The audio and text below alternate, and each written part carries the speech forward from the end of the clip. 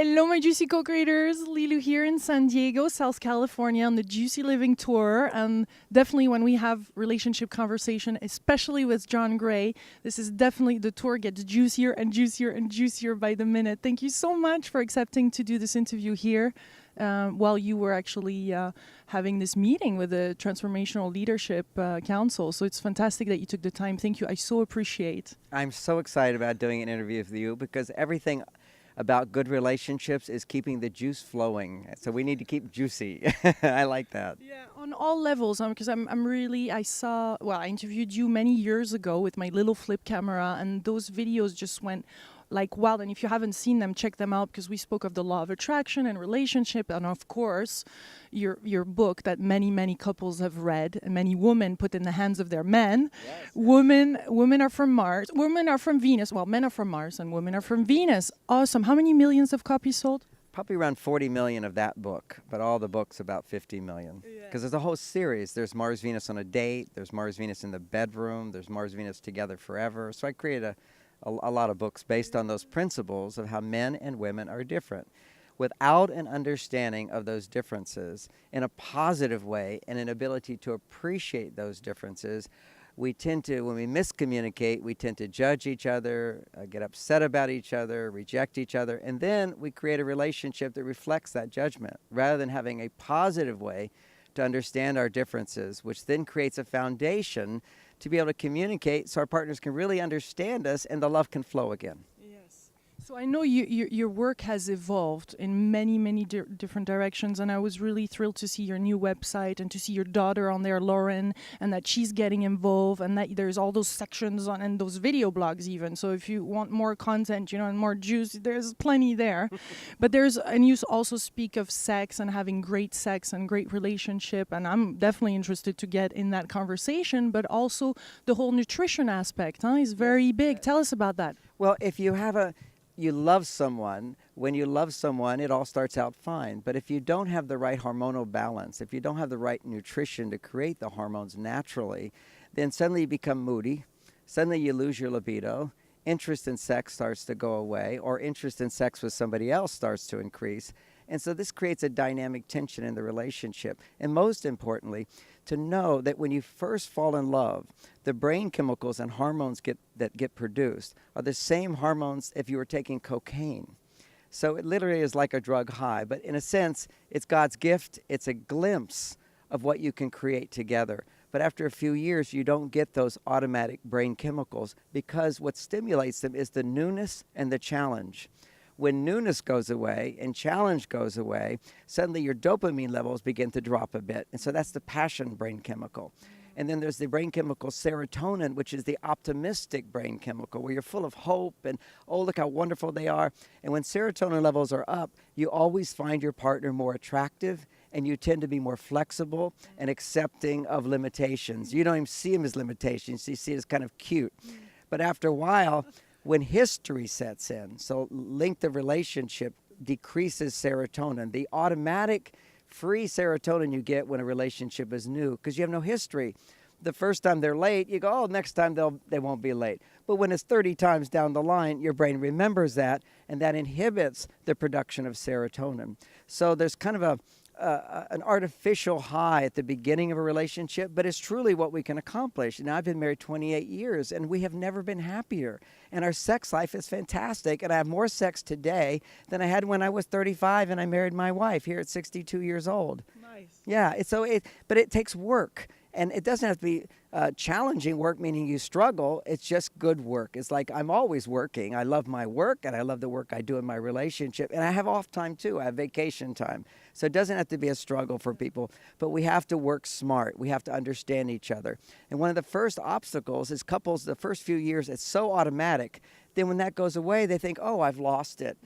As opposed to realizing I didn't develop the skills to stimulate dopamine, to stimulate serotonin, as well as take the right nutrition to provide the foundation for it. So in America, we have 1 out of 5 women are on antidepressants. I mean, who knew that? And most people don't know in the workplace, women's stress levels are twice as high as men's.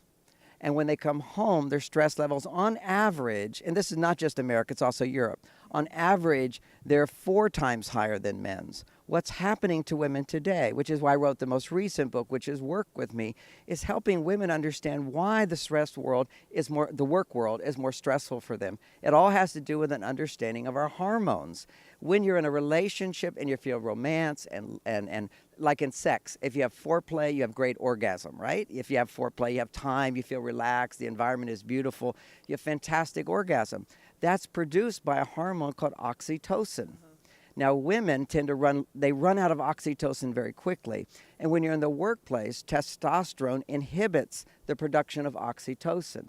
So anytime you feel like you're in a hurry or a deadline and you're being challenged and you're doing something you don't really love to do, testosterone gets produced.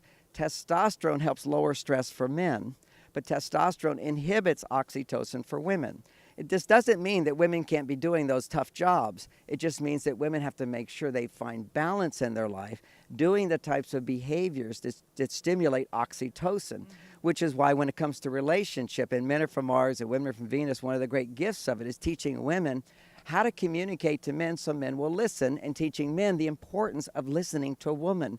Because when a woman feels seen and heard and validated for who she is, no judgment on his part, then suddenly her oxytocin levels go up. So we can find a balance in this new paradigm of relationships where men and women are both working side by side, and in the home we're interacting more side by side, but we have to be careful. Our brains, our hormones are not the same. We have different needs, different priorities, and the man who can be aware of that can provide so much support for the woman in his life, and the woman who's aware that men are just not trained to provide this kind of support, then suddenly a woman can shift a few things, help him be successful in helping her feel better. And that's the message that I have. So much of the time is let's not worry about men, let's worry more about women, since today their stress levels are much higher. What can a woman do to stop doing things for him and instead create an opportunity for him to be successful in doing things for her? And that's a shift in our thinking. And related to the food portion, is there some particular ingredients you're saying? Or? Oh, absolutely. So first thing we have to know is that much of our food products today have soy in them. And soy dramatically interferes with the absorption of nutrients in your body and the production of brain chemicals. Soy produces estrogen in the body. The estrogen then suppresses testosterone in men. So men gradually lose their libido. And so we have to fight that. We have to learn new ways to kick that out of your body. Now, on my website, I recommend certain Chinese herbs, also dietary things. There's lots of cruciferous vegetables, occasionally going on a cleanse. I go on a cleanse like this year, a 30-day cleanse. So I come back to feeling my abs. I feel strong. My testosterone levels are 25% higher than when they were when I was a young man. Most juice or total? All kinds of cleanses. The one I did this year was basically more the Chinese cleanse, which is bone soup. Just bone soup, vegetables, and you cook the bones for 24 hours. It's magnificent because it has all the nutrients and the stem cells to rebuild your body, rebuild your vitality. Others could be a juice fast. More green juices are better. You have to be careful, not too much sugar. So there's a lot of different programs for cleansing to get these extra estrogens. When women in our today's society with plastics and fertilizers and pesticides, all these things have what they create xenoestrogens in the body, which suppress in women progesterone. So a lot of women go for hormone replacement, which doesn't do anything to solve the problem, makes the problem worse over time, temporary release. But what we want to do is actually get to the cause of the problem, which is too much of these xenoestrogens in the body and helping to kick them out. Otherwise, the progesterone levels start dropping more and more. So there's a lot of dynamics here, which is cleansing is one of the ways to find hormonal balance. But there's also a lack of knowledge of simple supplements that have a huge impact. And that's what I focus on my website, is those things that are kind of under the radar. I'll give you one example, lithium. Now, if you're bipolar, they give you lithium. And it only works if you give a person toxic doses. So now it's considered a drug. It's really just a mineral like calcium or magnesium. But when we eat sugar, carbohydrates, or we're under stress, or you happen to be a genius and your brain is working faster, you run out of lithium faster. So all of the great geniuses of history always had basically bipolar symptoms or obsessive compulsive symptoms or alcoholics and drug addicts because their brain would become depleted using their genius. I believe falling in love is genius. Sustaining love is genius. And when we are in love, we use up more minerals than our food provides. So like when people get married, they call it the first year of marriage, the average weight gain for women is 9 or 11 pounds. And I just see it with women. What happened is that whole expectation, positive thinking, falling in love. The world is beautiful. The world is great. Here's this amazing man and she's in love and he's in love with her. What happens is that's a genius state on the level of relationships. And what happens, it depletes your body of these nutrients. We have to supplement because our food today is deficient in these extra minerals. So one of those minerals, which is under the radar, is lithium. Everybody needs lithium, but not lithium carbonate, which is what doctors prescribe. Now, some people what we need is lithium orotate, which is a different form of lithium that has no side effects, no danger, and no need for high doses. Just a little bit of lithium orotate from 10 to 20 milligrams a day. And if you're super genius or you're depressed, one or the other, they go hand in hand, then go with 15 in the morning, 15 in the evening. That's a tiny, tiny bit. And when people hear about the toxic side effects of lithium, it's the same thing as salt. If you were to do 50 times the dose of salt, it would be toxic. If you were to take 50 times the dose of magnesium, you'd have diarrhea. If you were to take 50 times the dose of potassium, you'd have a heart attack. These are all very vital, important minerals, just like lithium is. But the medical industry has sort of monopolized on toxic doses of lithium carbonate that doesn't work very well unless it's at toxic doses. And so they only give it to severe cases. I have like several women here at this conference. They're teaching positive thinking, and yet they're on antidepressants. In Utah, in the United States, you probably didn't know this, the Mormon religion is a beautiful religion. They think really positive, and they're doing all the right things because one of the most important things for women and well-being is social interactions. So they're very social. They're very family-oriented. There's a lot of support. They cook for each other. They help each other. And yet 1 out of 3 people in Utah, 1 out of 3 women is on an antidepressant. What is going on?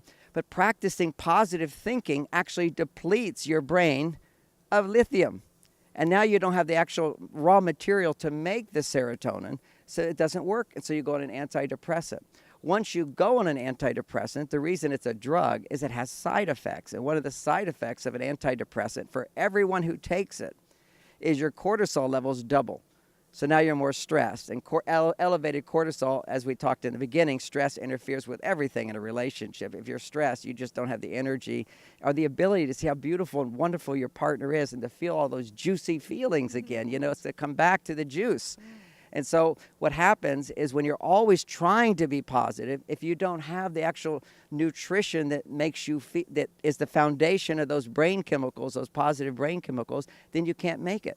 So that you take an antidepressant, not only does it raise your stress level so your body starts degenerating faster, but it changes your brain and it downregulates what's called serotonin receptor sites. So now your ability to be happy in the future over time gradually diminishes more and more.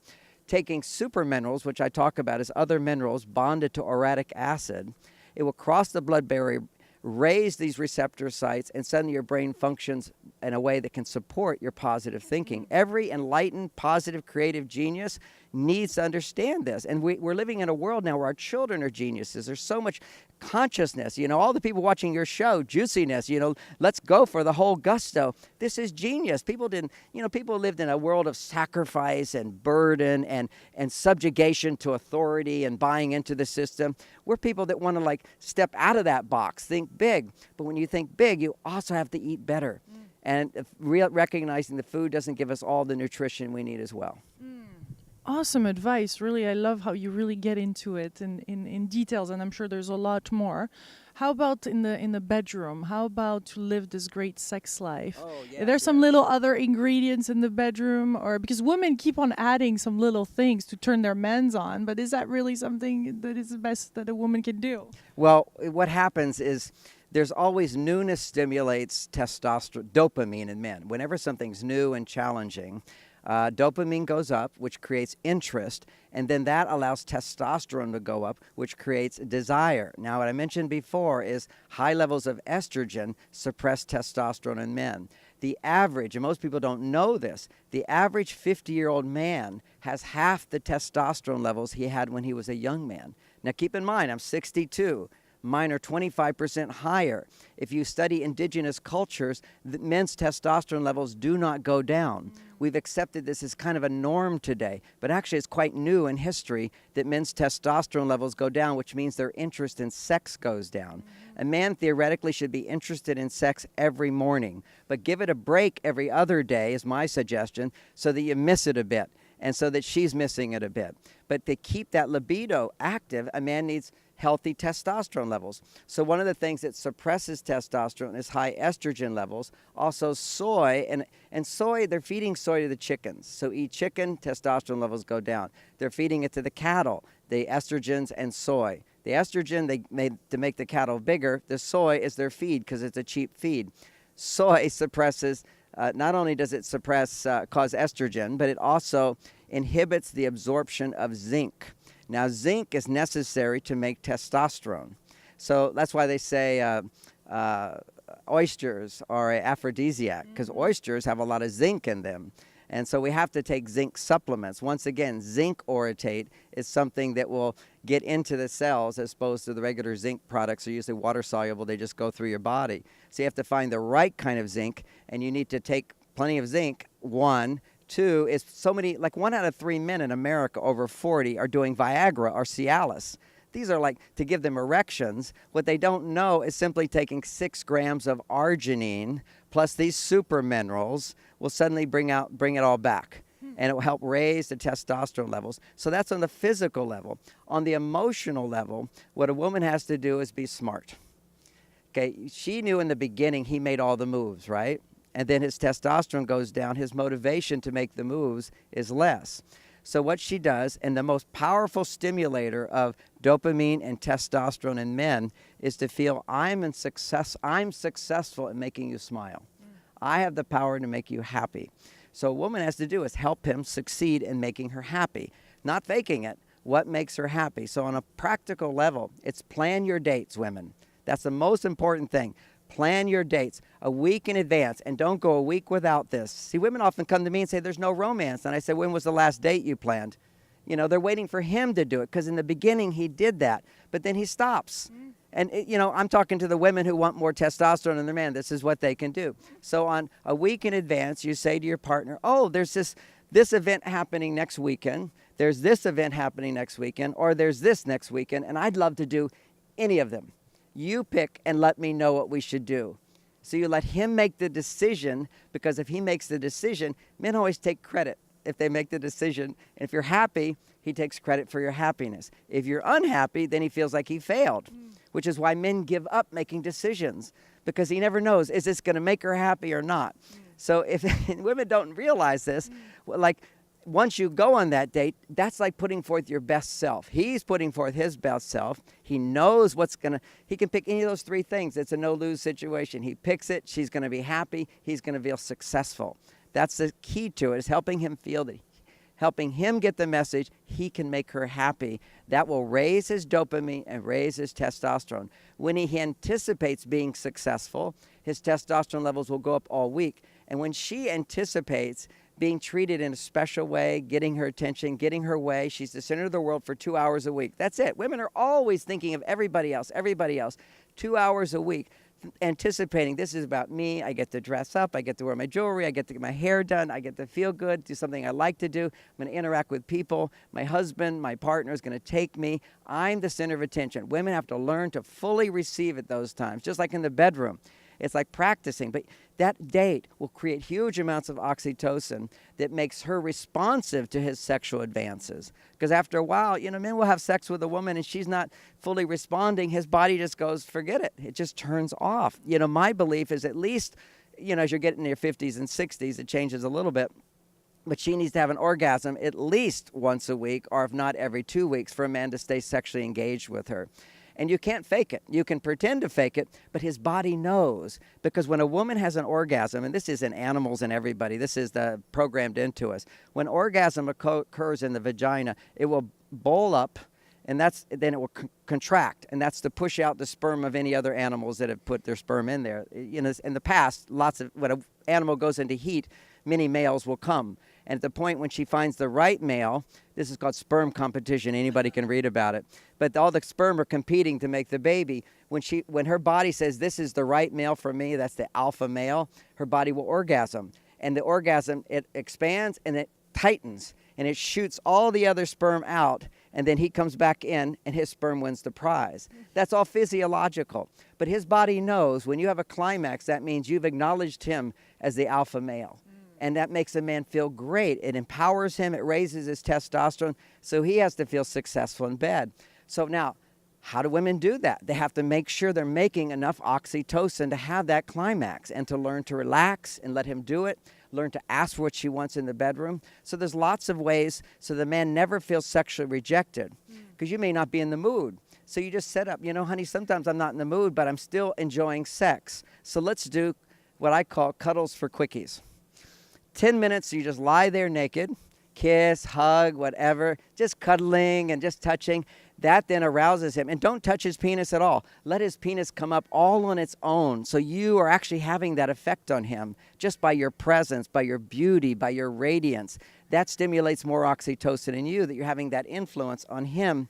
It also allows him to feel his bond to you. So 10 minutes of not really getting into the sex part, but getting into, and not even the foreplay part. It's really about lying together and cuddling and looking in each other's eyes, kissing around, a little bit of fondling, a little bit of touching, till he's fully erect. And when some guys touch him anywhere and they're fully erect. That's a younger man who's got plenty of testosterone. But even then, let her 10 minutes of just cuddling and affection or whatever, and then go at it. And at that point, she's gotten what she needs, and therefore his body will feel successful, even if she's not fully in the mood for an orgasm. Because what women have to know, and what men have to know, is that when it comes to orgasm, women are so different. But as an average, there's a lot of exceptions for this, but as an average, women are like the moon when it comes to orgasm. The moon is sometimes full. And when it's full, she wants her orgasm, and she needs the stimulation for it. And if she doesn't get it, she's not going to be that satisfied. But at other times, the half moon, she doesn't know if she's in the mood for sex. She doesn't know if she's going to have an orgasm. So in that 10 minutes of cuddling, she might discover that I am in the mood. And the way she lets him know is this, because sometimes talking is hard for people in the bedroom, and it's a good skill to learn. But just if you don't have that skill, all she has to do is move his hand to her nipples or move his hand down south to her clitoris. And she just moves his fingers and kind of helps him find it. Some men don't even know where it is. I mean, so, they'll be touching somewhere else, and they touch for maybe a minute, and they think that's enough, when really a good 10 minutes will allow most women to rise to climax. Some women have never climaxed because they never had a man first cuddle them for a while, love them a bit, and then touch their clitoris for a good 10 minutes. And your daughter really gets into this too on the site. There's many videos. Lauren, right? She's 27 and really going at it. Huh? Well, she's a coach, and she helps women her age, and so she goes into the details of it. She also have a section on winning moves, because her boyfriend, whenever he does the right thing, she writes about it, and she explains to men. So it's really fun. I read it and learn some things too. Yeah, and how to deal also with being single. Huh? It's all about being single. And, I've written books on being single and so forth, Mars, Venus on a Date, but she's living it. And so, and all the people that come to her are single. My message is a lot more about keeping the passion alive in a marriage and good communication. But I'm expanding now with the last 10 years focusing in the workplace because, most of us spend most of our lives in the workplace. And the workplace was designed by men for men. It's not against women. It was just not for women. So because it's not supportive of it's not supportive of the values that women bring to the workplace. Here's one example. Personal fulfillment is a female value. Sacrifice is a male value. Men throughout history, they went to war, they sacrificed their lives. They went to the coal mines. They did the jobs that were painful or difficult, and they didn't mind doing it. They sacrificed because there was reward that would help the woman they loved, the children they loved. It would help the family. So men are more designed for sacrifice, for reward out here. But women are constantly engaged in personal relationships based upon reciprocity of I want to support your personal fulfillment and you're supporting my personal fulfillment. I'm nurturing you, you're nurturing me. And even this is in the body even designed. What they found is that the stress response in women is not fight or flight. That's for men primarily. Women have a little bit of that. The primary response for women is to tend and befriend. So when women are under stress, the first thing they want to do is help somebody and give to them, be friends with them, and receive from them. And this is the oxytocin cycle, is that when a woman gives freely, unconditional love, unconditional friendship, nurturing, it releases her oxytocin. That lowers her stress. And then she receives back, and that increases her oxytocin. So it's a cycle. But when women are in the workplace where you're giving it all, but nobody's personally giving back to you, when there's not friendship, when there's not nurturing, then it doesn't rebuild her oxytocin. Now, before the workplace fully changes, women have to learn to balance work with home, so they're always anticipating getting that nurturing at home, and that can help rebuild her oxytocin. But the ideal paradigm we're looking at is a workplace that supports feminine values and male values, and then it'll be a much better place for everybody. Less sacrifice, more personal fulfillment in your job. You know, often women leave the workplace because men will say things like, just suck it up and do it. And a woman says, well, you know, can't we find another way we can all get what we need and also be of service to others?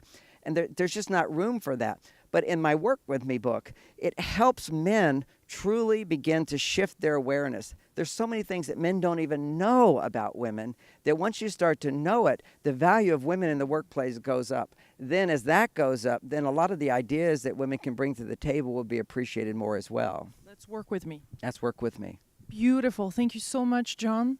I loved this conversation. I know we can continue for hours. Oh my goodness, you have so much knowledge in this area. I look forward to doing another one and another one. But for now, look forward. And for now, I just want people. Every day, I do an hour and a half talk and answer people's questions at my website. Yeah. So it's people can access the information whenever. So unlimited resources there. There's really I love the looks too of the look of your new website. Congratulations for all your work throughout all these years and your dedication to transformation. You're definitely a leader in the field of relationship. Thank you, thank you, thank you, and thank you to you, my beautiful co-creators, for watching, for sharing, for supporting, for spreading these powerful messages out into the world and in the bedrooms. Big kisses. Bye-bye.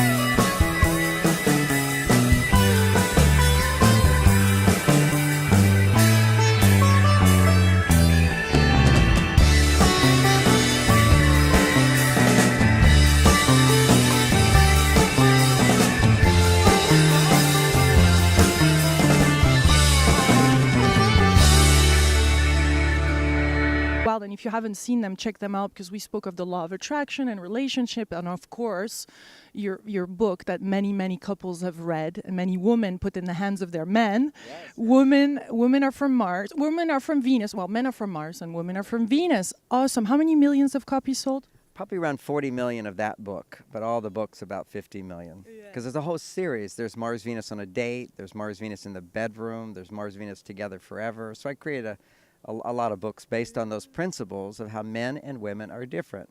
Without an understanding of those differences in a positive way and an ability to appreciate those differences, we tend to, when we miscommunicate, we tend to judge each other, get upset about each other, reject each other, and then we create a relationship that reflects that judgment, rather than having a positive way to understand our differences, which then creates a foundation to be able to communicate so our partners can really understand us and the love can flow again. So I know your work has evolved in many different directions, and I was really thrilled to see your new website and to see your daughter on there, Lauren, and that she's getting involved, and that there's all those sections on and those video blogs even. So if you want more content, and more juice, there's plenty there. But and you also speak of sex and having great sex and great relationship, and I'm definitely interested to get in that conversation. But also the whole nutrition aspect is very big. Tell us about that. Well, if you love someone, when you love someone, it all starts out fine. But if you don't have the right hormonal balance, if you don't have the right nutrition to create the hormones naturally, then suddenly you become moody, suddenly you lose your libido, interest in sex starts to go away, or interest in sex with somebody else starts to increase. And so this creates a dynamic tension in the relationship. And most importantly, to know that when you first fall in love, the brain chemicals and hormones that get produced are the same hormones if you were taking cocaine.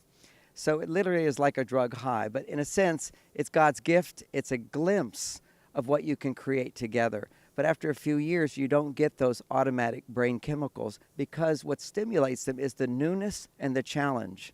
When newness goes away and challenge goes away, suddenly your dopamine levels begin to drop a bit. And so that's the passion brain chemical. And then there's the brain chemical serotonin, which is the optimistic brain chemical, where you're full of hope and, oh, look how wonderful they are.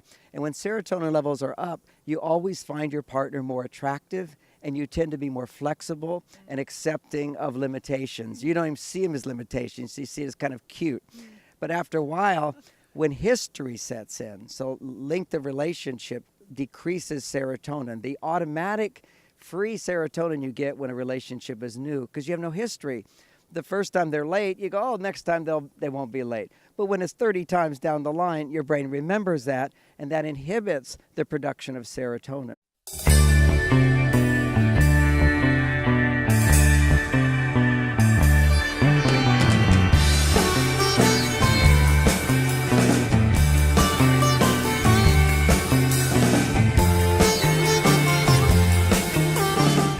Hello, my Juicy co-creators. Lilu here in San Diego, South California on the Juicy Living Tour. And definitely when we have relationship conversation, especially with John Gray, this is definitely, the tour gets juicier and juicier and juicier by the minute. Thank you so much for accepting to do this interview here while you were actually having this meeting with the Transformational Leadership Council. So it's fantastic that you took the time. Thank you. I so appreciate. I'm so excited about doing an interview with you because everything about good relationships is keeping the juice flowing. So we need to keep juicy. I like that. Yeah, on all levels, because I interviewed you many years ago with my little flip camera, and those videos just went like... So there's kind of an artificial high at the beginning of a relationship, but it's truly what we can accomplish. Now, I've been married 28 years, and we have never been happier. And our sex life is fantastic, and I have more sex today than I had when I was 35 and I married my wife here at 62 years old. Nice. Yeah, but it takes work. And it doesn't have to be challenging work, meaning you struggle. It's just good work. It's like I'm always working. I love my work, and I love the work I do in my relationship. And I have off time, too. I have vacation time. So it doesn't have to be a struggle for people. But we have to work smart. We have to understand each other. And one of the first obstacles is couples, the first few years, it's so automatic. Then when that goes away, they think, oh, I've lost it. As opposed to realizing I didn't develop the skills to stimulate dopamine, to stimulate serotonin, as well as take the right nutrition to provide the foundation for it. So in America, we have 1 out of 5 women are on antidepressants. I mean, who knew?